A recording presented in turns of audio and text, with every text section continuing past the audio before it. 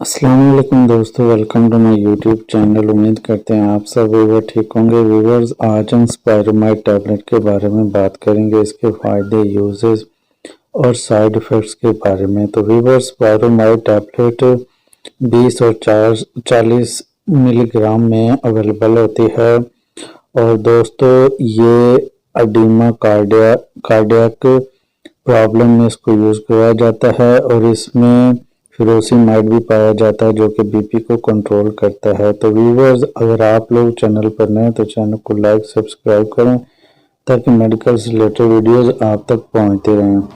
तो व्यूवर्स, जो इसका मेन थीम है स्पायरोमाइड का, ये बीपी कंट्रोल में इसको यूज़ करवाया जाता है। ये इकोनॉमिकल प्राइस में मार्केट में अवेलेबल होती है और सेवरल फार्मा इसको मैन्युफैक्चर करते हैं।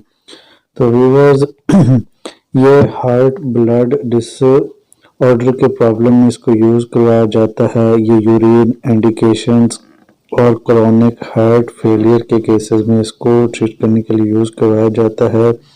हार्ट काम नहीं कह रहा होता, उसमें इसको यूज़ करवाया जाता है। एडिमा हो जाता है जिसमें, उस प्रॉब्लम में इसको यूज़ करवाया जाता है। इसके अलावा लीवर डिसऑर्डर की वजह से जो पानी पड़ जाता है उसमें इसको यूज़ करवाया जाता है और इसको हेपेटाइटिस के केसेस को ट्रीट करने के लिए यूज़ करवाया जाता है।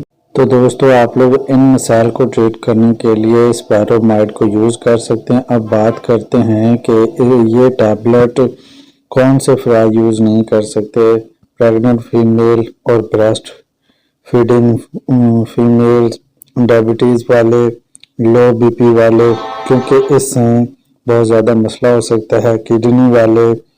और डॉक्टर्स इसको खाने के बाद रेकमेंड करते हैं दिन में एक दफ़ा या सुबह शाम, जो डोज के मुताबिक यूज़ करवाई जाती है। इसके अलावा वो कौन से अफराद हैं जो इसको बिल्कुल यूज़ ही ना करें, वो ये है कि जितने भी हार्ट के पेशेंट हैं वो डॉक्टर्स की रहनुमाई लें, उसके बाद इसको यूज़ करें। अब बात करते हैं कि इससे क्या प्रॉब्लम हो सकता है, इसके कॉन्ट्राइंडिकेशंस क्या हो सकते हैं।